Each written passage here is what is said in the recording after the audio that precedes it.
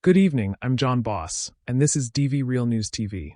Tonight, we bring you a special report that has sent ripples through the international political community. A direct and unflinching statement from Burkina Faso's transitional president, Captain Ibrahim Traoré, signaling a new chapter in Africa's geopolitical stance against Western influence. In an electrifying public address in Ouagadougou, President Traoré delivered a bold and uncompromising message to what he termed, quote, the architects of neo-colonial deception. His words were sharp, deliberate, and powerful. We are documenting every lie told by Western traders. The remark, now making global headlines, came during a national broadcast attended by military officials, youth leaders, and Pan-African intellectuals. The president's message was unequivocal, a declaration that the Burkinabe government is actively compiling what he calls a ledger of deceit, an archive of falsehoods, distortions, and manipulations purportedly propagated by Western media outlets, foreign diplomats, and non-governmental agencies operating across the Sahel region. According to sources close to the presidency, this registry will be used not just as a historical record, but as a foundation for legal, diplomatic, and strategic actions in what is increasingly being referred to as a new era of African resistance. This fiery pronouncement comes amid growing regional tensions. Burkina Faso, alongside Mali and Niger, has formed a trilateral alliance, the Alliance of Sahel States (ES), which seeks to recalibrate the political and military dynamics of West Africa, distancing itself from traditional Western partnerships and forging new alliances with nations such as Russia, Turkey, and China. Traoré's speech reflects a much larger narrative. In the eyes of many West Africans, the historical scars of colonial exploitation and post-independence interference have never truly healed. Over the past year, multiple French military operations have been forced to withdraw.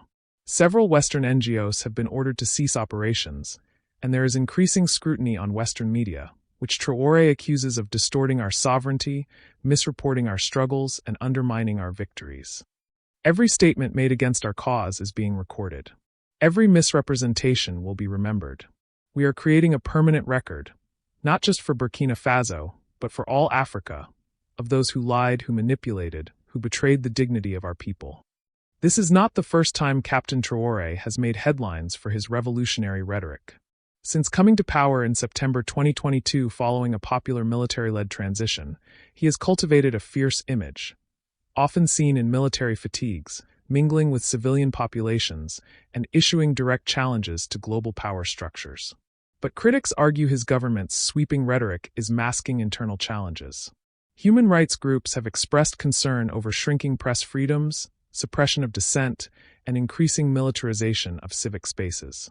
Meanwhile, supporters say he represents a new kind of African leadership, unapologetically anti-imperialist, youth-driven, and Pan-African in outlook. The interview with Dr. K.A., African political analyst, he said, "What President Traoré is doing is drawing a red line. He's saying, we will no longer be defined by narratives written in foreign capitals. It's powerful. It resonates.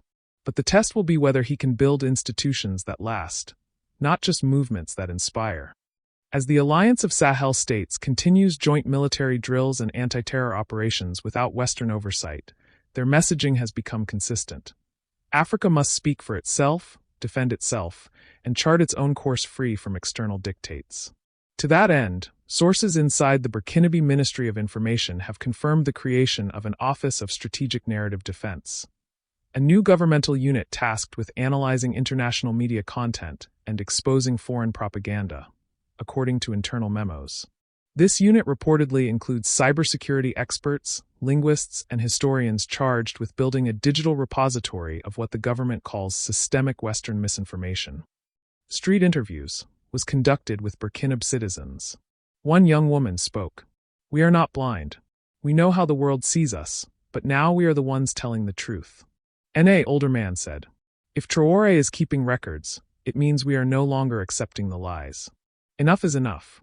As Africa's Sahel belt faces growing insecurity, climate crises, and geopolitical rivalry, the voice of Ibrahim Traoré is emerging as one of the loudest and perhaps most polarizing. Whether his record-keeping of Western lies becomes a symbolic gesture or a transformative diplomatic weapon remains to be seen. But what is undeniable is this: a new generation of African leadership is no longer asking to be heard. They are demanding it. We will continue to monitor this developing story and the international reactions it provokes. DV Real News TV. We turn our spotlight to Nigeria's capital, Abuja, where political tension gave way to electrifying symbolism as two towering figures of the Nigerian opposition, Atiku Abubakar and Peter Obi, made a rare and highly scrutinized public appearance together. The setting was the grand ballroom of the Abuja Continental Hotel, host to the much-anticipated National Political Consultative Group, North, event, an influential gathering aimed at discussing the future of northern Nigeria's place in national realignment. But what began as a high-level policy meeting transformed into what many now call a defining moment in Nigeria's 2025 political narrative. Under the soft golden lights of the Continental's marble-clad venue, expectations were already high. Rumors swirled in the early morning hours of May 25 that both H.E. Atiku Abubakar, Nigeria's former vice president and presidential candidate, and Mr. Peter Obi, the former Anambra state governor and 2023 presidential contender, would attend the event. But few could predict what came next. Shortly after 1:30 p.m. local time, a sleek convoy pulled into the venue. Social media exploded with confirmation. Atiku had arrived. Moments later, in what would become the emotional climax of the afternoon, a crowd began to murmur, rise, and then stand in spontaneous ovation. Peter Obi had entered. The man once dubbed the people's candidate had stepped into the room, calm, focused, and presidential in bearing. Notably, among those who stood was Atiku Abubakar himself, a gesture captured by multiple cameras and shared widely online. For seasoned political analysts, it was more than formality. It was respect. It was recognition. Sources inside the room describe a charged energy, a feeling that something bigger than politics was unfolding.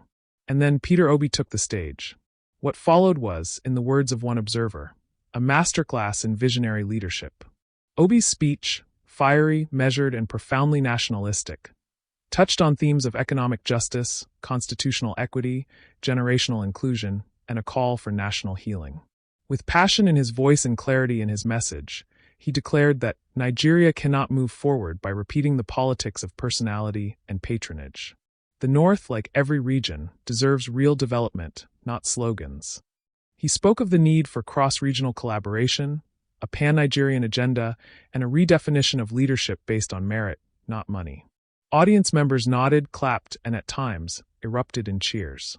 The most telling reaction? Atiku Abubakar himself reportedly smiled, nodding several times, even briefly clapping during Peter Obi's crescendo. Observers couldn't help but wonder, was this more than mutual courtesy? Could this be the early signs of a political realignment? A fusion of titanic forces preparing for 2027? Interview with Prof. M.H., political analyst, from one of the university, he said, and I quote, "The body language, the tone, the content, this was not a coincidence. Peter Obi came not just to attend, he came to lead. And Atiku's presence, seated, yet standing at the right time, signals a political dance that Nigerians should watch closely." This tweet, posted shortly before the event began, confirmed the rare appearance. But what followed on social media was even more explosive. Video snippets, photos, and first-hand accounts flooded the digital sphere. "Highly presidential," read one widely retweeted caption, referring to Peter Obi's speech. Others described the standing ovation as unprecedented and telling. Let's rewind for context. In 2019, Peter Obi ran alongside Atiku Abubakar as his running mate on the People's Democratic Party, PDP ticket. By 2022, Obi had moved on to lead the Labour Party's presidential ticket, galvanizing Nigeria's youth and urban voters in an unprecedented populist surge. Since the elections, the political dynamic between the two has remained largely formal, occasionally cordial, but never this close, never this symbolic. So, what does this all mean? Is this the beginning of a strategic coalition? A symbolic gesture for unity? Or simply two elder statesmen showing respect in a time of national fragmentation?